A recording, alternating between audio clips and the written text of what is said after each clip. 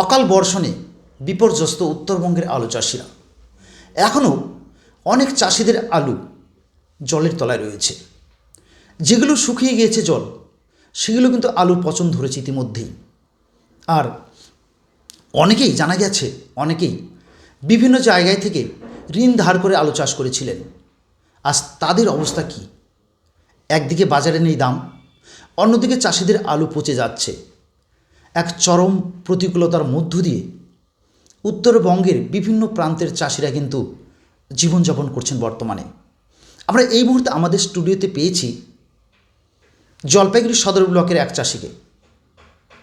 চলুন কথা বলে নেব উনি এই মুহূর্তে কি অবস্থা দিয়ে দিন কাটাচ্ছেন, বা তার কত বিঘা জমি আলু করেছিলেন, কতটা নষ্ট হয়েছে। চলুন কথা বলে নেব। আমরা একজন এই মুহূর্তে পেয়েছি এক চাষিকে। নমস্কার দাদা। হ্যাঁ দাদা, গ্রামীণ সমাচারের পক্ষ থেকে অনেক অনেক স্বাগত। হ্যাঁ ধন্যবাদ। বলছিলাম কত বিঘা আলু করেছিলেন? আমি 20 বিঘা আলু করেছি। আচ্ছা, তো এখন কি অবস্থায় রয়েছে আলু? এখন আলু আমার জলের তলেই আছে এখন। আচ্ছা, আলু কি তোলা শুরু করেছেন? তুলতে গিয়েছিলাম, আচ্ছা। সেখানে আলু তুলতে নাঙল টানে দেখি যে আলু সব পচে গেছে। আচ্ছা, তো এই যে আলু চাষ করেছিলেন সেটা কি জ্যোতি না পোকরাজ? জ্যোতি আলু চাষ করেছিলেন। জ্যোতি আলু। আচ্ছা আচ্ছা, তো বললাম এই মুহূর্তে কতটা আর্থিক প্রতিকূলতা বা সংকীর্ণতার মধ্য দিয়ে জীবনযাপন করছেন সেই বিষয়ে যদি বলেন।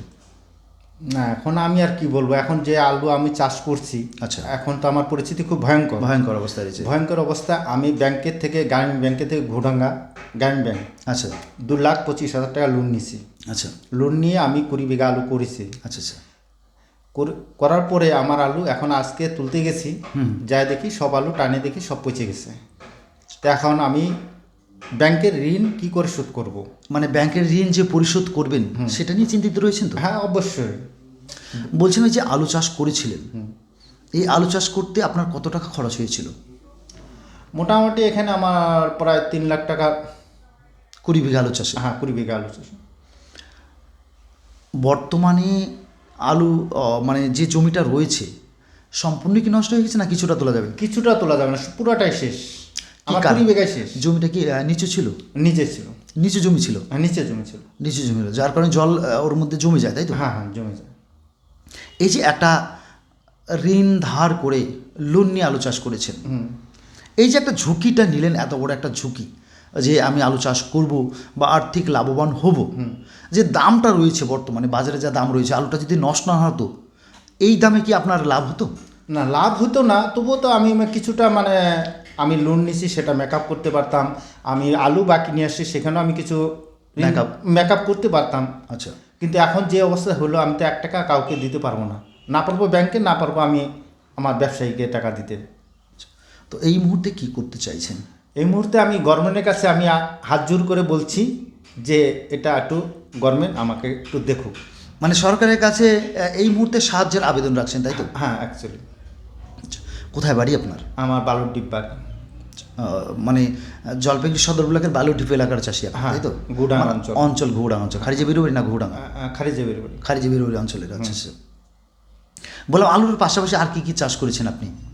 আমি শুধু এবার আলু চাষ ছাড়া আর কিছু করিনি। এমনি পেশাগতভাবে কি করেন আপনি? আমি আর চাষি। 1 নম্বর চাষি। তো এই যে আলু চাষ করেছেন, এবছর আপনার আলু নষ্ট হয়ে গেল, বিগত দিনে যে চাষবাসগুলো করেছিলেন তাতে কতটা আর্থিকভাবে স্বাবলম্বী ছিলেন? মানে এর বিগত বছর যে আলু চাষ করেছিলেন কতটা লাভ হয়েছিল? না না, এখন আমার 2400 মোটামুটি ভালো আমার প্রফিট হয়েছে। আচ্ছা, 2500 আমার ভালো প্রফিট হয়েছে? হ্যাঁ প্রফিট হয়েছে, কিন্তু 2600 একদম নীল। 26-এ নীল হয়ে গেল? হ্যাঁ একদম নীল। সত্যি এটা একটা কি বলবো, ভাষায় প্রকাশ করা যাচ্ছে না যে চাষিদের আজ কি অবস্থায়। আলু চাষিদের একদিকে দাম নেই, অন্যদিকে অকাল বর্ষণে চাষিদের আলু নষ্ট হয়ে গিয়েছে। সত্যি আমরা মর্মাহত। আমরা চাইব নিশ্চয়ই সরকার তার মানবিক দৃষ্টিভঙ্গি চাষিদের উপর বর্ষণ করবেন এবং চাষিরা হয়তো তাদের ঠিক আর্থিক প্রতিকূলতায় ফিরতে পারবে, এই আশা রাখছি। কি নাম বললেন দাদা আপনার? প্রদীপ সরকার। প্রদীপবাবু, আপনাকে অনেক অনেক ধন্যবাদ। গ্রামীণ সমাচারের পক্ষ থেকে অনেক শুভেচ্ছা। চাষবাস করুন, আগামী দিনে আপনার সাফল্য অর্জন হয়, আপনার চাষবাস যেন আরও আপনাকে সমৃদ্ধিতে ভরে তুলুক, এই আবেদন রাখছি বা এই আশা রাখছি, ঈশ্বরের কাছে প্রার্থনাও করছি। নমস্কার, ভালো থাকবেন। Thank you.